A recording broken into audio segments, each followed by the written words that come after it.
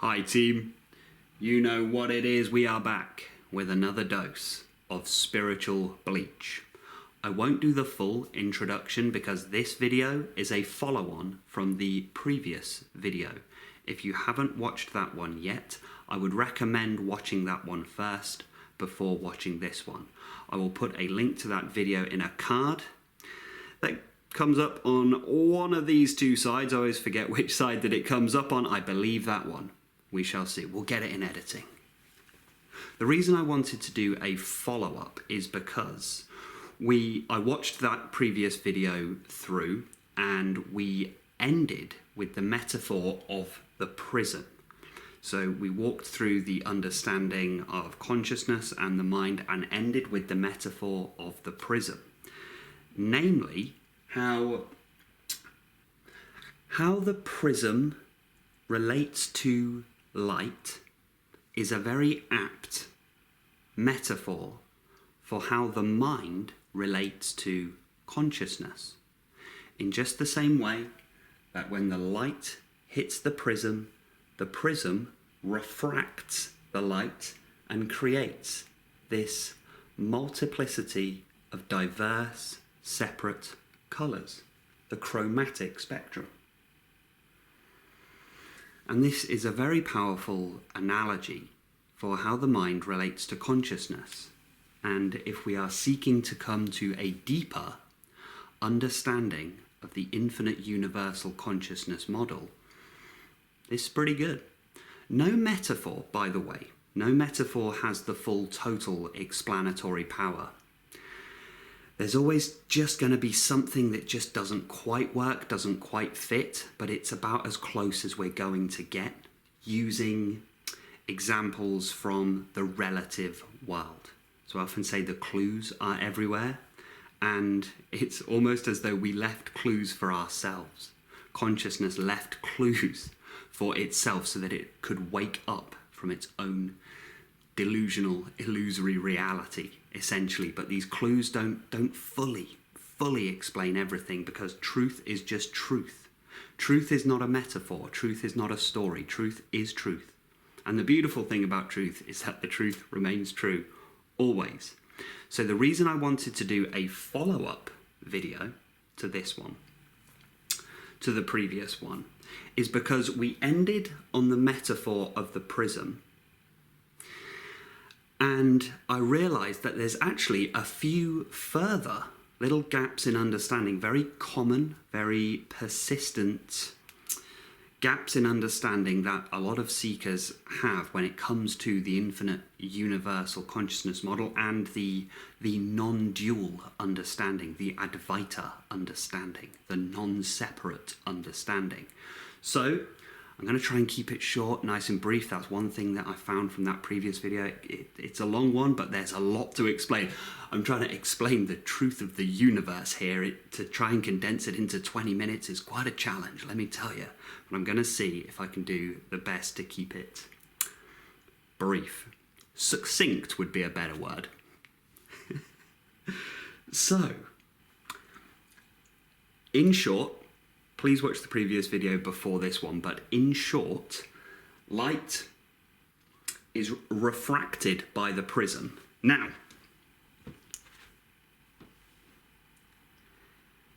if we didn't know that, I should move the camera, but why not? If we didn't know that, it looks like this glass pyramid here is generating a beam of colour. If we had no idea about the science behind this, we would be forgiven for thinking that this glass pyramid here must have some kind of energy source that is projecting this beam of colour outwards. It is only upon deeper understanding, deeper recognition, deeper knowledge that we know how the prism works. It splits up the light into the chromatic spectrum of colours. So the first thing that I wanted to just expand on here is that that works as a beautiful metaphor for why it appears, and it appears so indisputable, that the mind generates consciousness. In the same way that it seems as though the prism is generating light, that the prism is creating colour. We must understand the light is already there. The light is already there.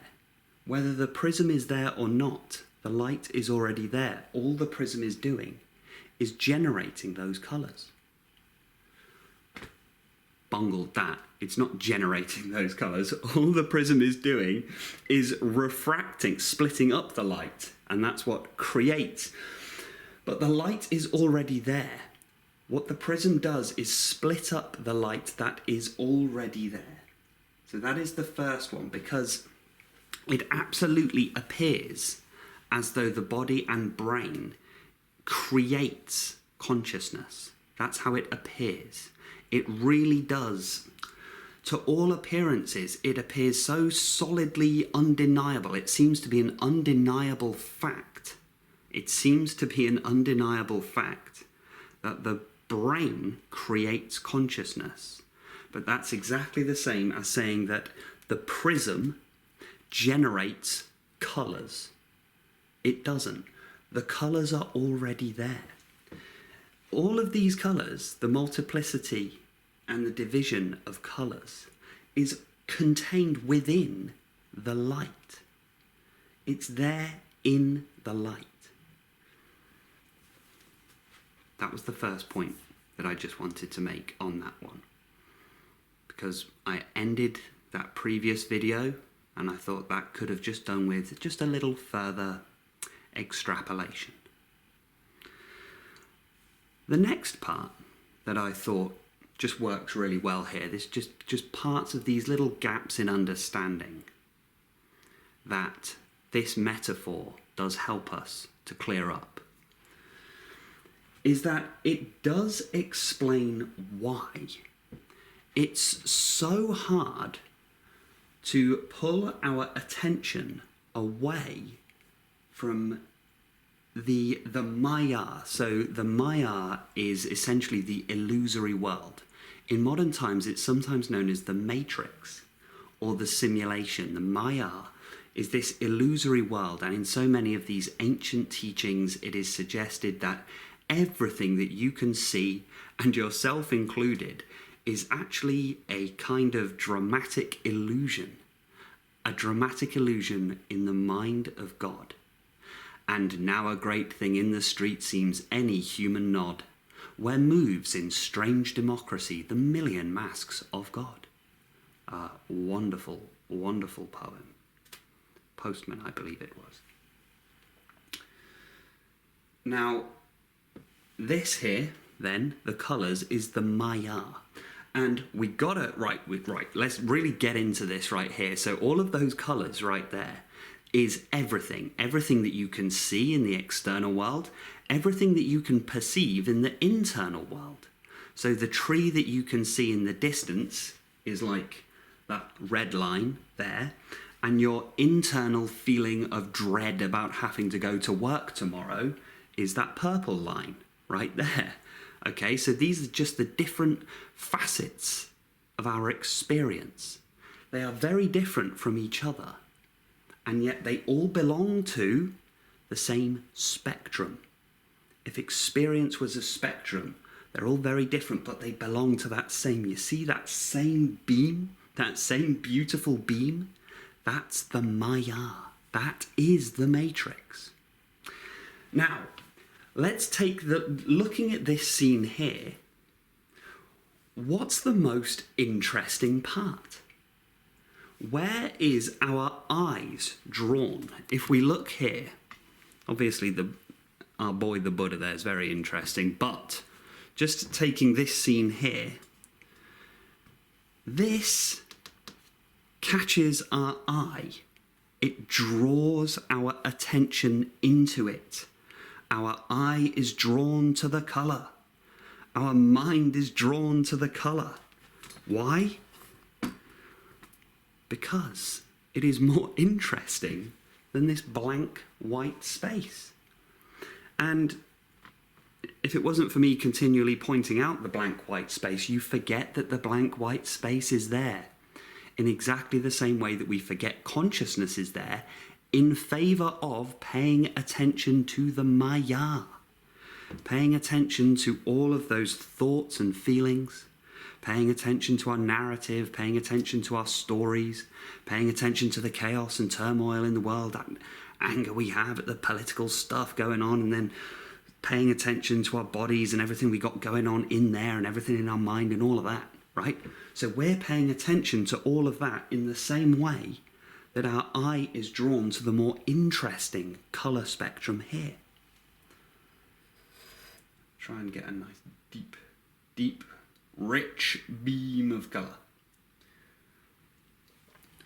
So that is why, because in the same way that our eyes are drawn to the interesting colour, our attention is drawn to the interesting Maya. Don't nobody want to look at a blank white light? This is boring to the mind. The mind finds this boring. Just quite an interesting thing to kind of explore. Of course the mind's going to find it boring, because the mind is facing in this direction, right? Creating the Maya. The mind is what creates the Maya. Okay, the mind is what creates the matrix. I'm going to give you a little Brucey bonus, a side order of spiritual fries right here. If you're into the matrix as an analogy and you're thinking, how do I escape? How do I escape? You are not Neo. You are the architect. I'm just going to leave that one there as a little Brucey bonus for you. So, that explains why it's very difficult when someone comes along and tries to point out this part, the pure consciousness. When we say pure, pure just means unmixed. Pure just means unpolluted. It doesn't have to have these holy connotations. Holy just means whole anyway. Whole, light. So light that isn't split up, light that isn't refracted is whole. Pure, white, light. So, this area here, ain't nobody looking at that. It's hard to point that out and say, no. This isn't you, this Maya. The Maya is not you. You are the light. You are the light of consciousness. This is the matrix over here. This part here, that's the matrix. That's the matrix, but this is you. You're the light. You're the light before the matrix. Before the matrix. Now, this does. The reason I keep fumbling my words in these last two videos, by the way, is because I have to do these in the evening, because that's when the light is angled correctly to come through. So it's 6 o'clock in the evening here, and maybe this is an overshare, but my bedtime is between 7 p.m. and 8 p.m. because I guess I'm a bit old before my time, but whatever, I'm tired is what I'm trying to say. Just trying to make excuses, basically, team. Trying to make excuses for my poor performance. So, this is the... I told myself I wouldn't ad-lib on this video, but I cannot help it. I'm in my Hanuman energy, okay? So, this is the pure white light. Boring. Don't nobody want to look at that. Everyone's interested in the Maya. So when I come along and say, no, we're not looking at that now, we're looking at this, everyone's like, oh, really? But we're having such a great time getting all up involved in the Maya. That's more interesting than what you're talking about over here. Now, this is interesting because perhaps this gives us some idea as to why suffering exists. Because it does lead us to an interesting part of the inquiry that I believe any sincere and genuine spiritual seeker does ask at some point is there any point in looking at this? Why look at all of this? Because actually this is more interesting. These are some beautiful colours, and there may be huge parts of the Maya that you love and enjoy. Why would I want that to vanish? And ultimately, that is what happens in enlightenment. Enlightenment is the recognition that you are actually this pure white light here. You're not really anything to do with this. This is almost a byproduct. This is a byproduct of consciousness. Isn't that amazing? But anyway, so as this is here, a lot of people then do think, well, why look away? Why bother? Why recognize this when this is more interesting? And I love parts of the Maya. It's a good question. It's it's not a failure of your spiritual seeking if you ask that question. It's a very good question. And I wonder if that question in some way goes to answer the other very pertinent, very powerful question of what's the purpose of suffering? I wonder if you only really are going to question things when you've really had enough of it, when the game is no longer worth the candle, so to speak, when you feel like you've seen everything that's to be seen in that spectrum. You've seen it all, and actually, this was true in my experience, just the more I live, the more I think, hang on, something doesn't add up here. Something just doesn't seem right here. Something seems amiss. Something seems off. And I cannot help but get the feeling that everything I can see, this whole experience of life, something's not adding up. It doesn't quite make sense. Not really. And not for lack of trying, not for lack of intelligently trying to figure things out. Done all of that, absolutely. Still, it's not quite making sense. So that triggers that deeper seeking into truth. What's actually going on here? What is this? Because the other thing, this game seems kind of rigged. No matter how hard I try, no matter how hard I play this game, no matter how hard I play the game within the matrix, no matter which mask that I put on, nothing ever seems to quite fulfill, satisfy, or lead to a lasting permanent happiness. Something just... I'm just not buying it. It's probably the best way I can think to put it. Just not buying it. I ain't buying all of this. People go, oh yeah, but you can feel all of this. It must be real. I don't know. That's the conclusion you may have arrived at, but I'm going to arrive at my own conclusions. And presto bingo, you come across all of these sorts of teachings, Advaita, Jatavada, Ramana Maharshi, and you go, oh, okay, that's why things felt odd and off. But now I can see the truth. But anyway, that was just one of the points I wanted to make. Maybe that's why this suffering... People get real funny about suffering. I don't want to tread on any toes. I don't want to dismiss or invalidate anyone's suffering. But I can speak to my own suffering and say it got to a point where I was like, yeah, I am done. I'm fed up. I've been to the depth of despair, been to the depth of depression. I know what mental chaos and turmoil is like, and actually, I'm done. I want out. And maybe it has to get to that point before we are willing to look away from this. Easy tiger. We are willing to look away from this and start looking towards this. It's only when we have had enough, we are sick of it, good and sick of it. That's when we start looking away from this. Start looking at this. Maybe. That's just one potential line of thinking, line of inquiry that we can do if we're trying to figure out what's the deal with all this suffering malarkey also. Big subject, that one. I know there's a lot to it. I'm not going to be able to cover it all in this one. That is just one little aspect to it, one facet to it. So, I also thought this would be a beautiful opportunity to explain also what happens in awakening, what happens in enlightenment, and hopefully, maybe, what does it actually feel like? What does it actually feel like?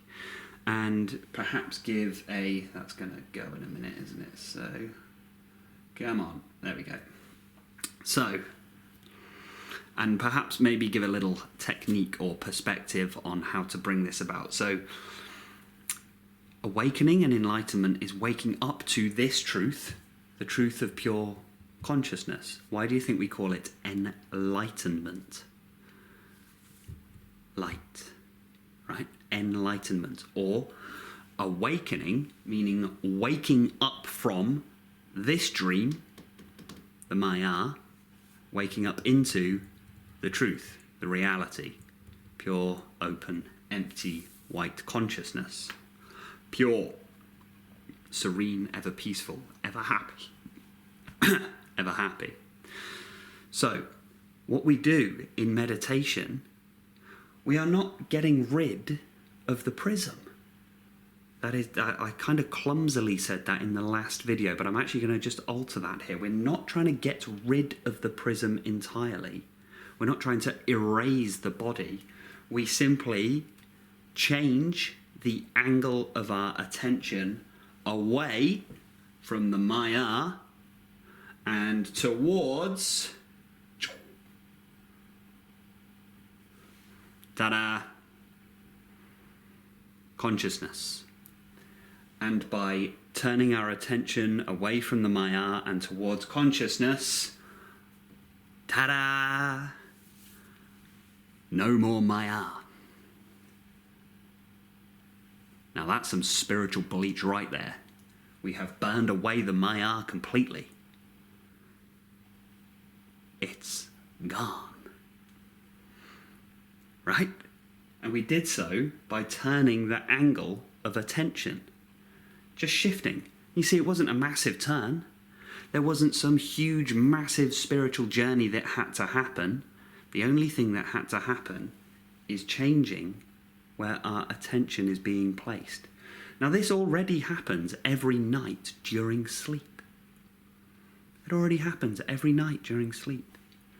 Only when we are in the awakened consciousness state, we get this incredible phenomena of having this happen whilst still conscious and awake within whatever's going on, right? So, that's pretty much it. I don't know how else to explain it. I really don't. Now, but I'm sure I'll try. So,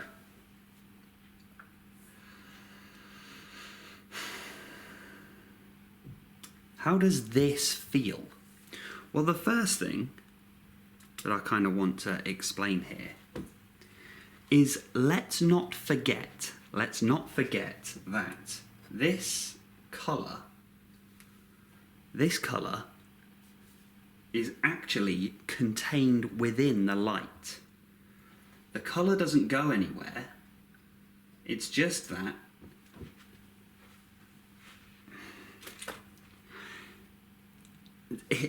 the colour is contained within the whole, and so it doesn't appear as a separate, divided chromatic spectrum. So how it feels is that's why it's sometimes referred to as oneness. Pure consciousness feels like all of the colours combined together. And when all colours are combined together, you get this pure white light.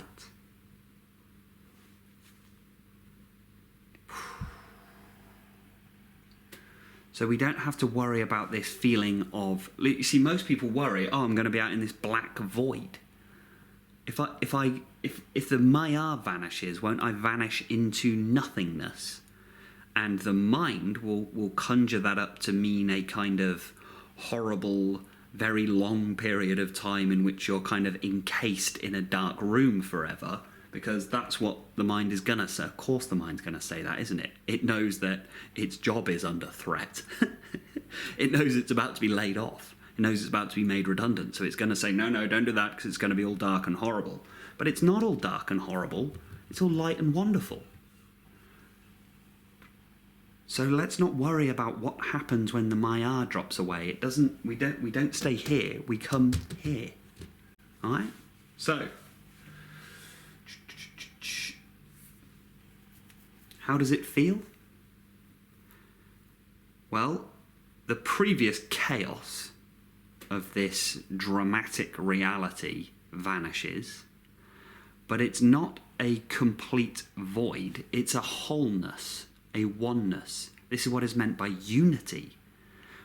When we say feeling the unified consciousness, the unified field of being, that's what's meant. Because the spectrum of colour, come on.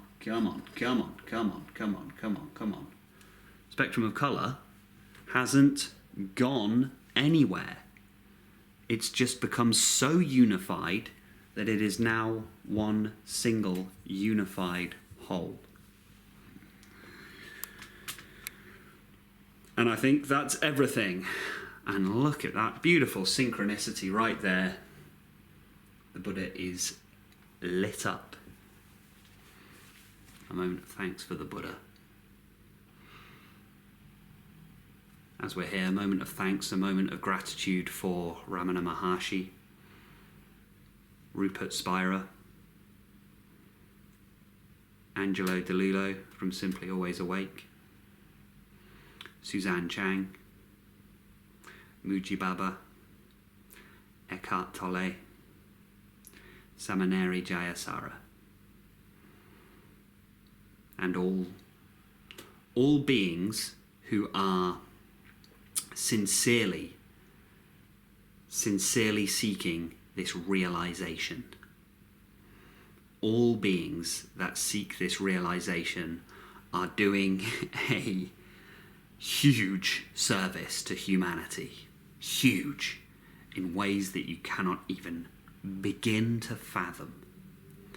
And most people aren't going to get that, but I do.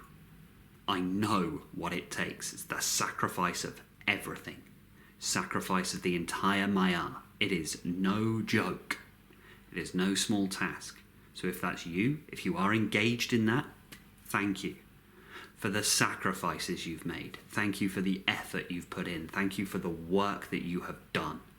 It might not feel like much because the Maya is tricky. The Maya is sneaky. And if you're doing 10 minutes of meditation a day, the Maya will talk you in saying, oh, that's not very much. It's huge. Huge.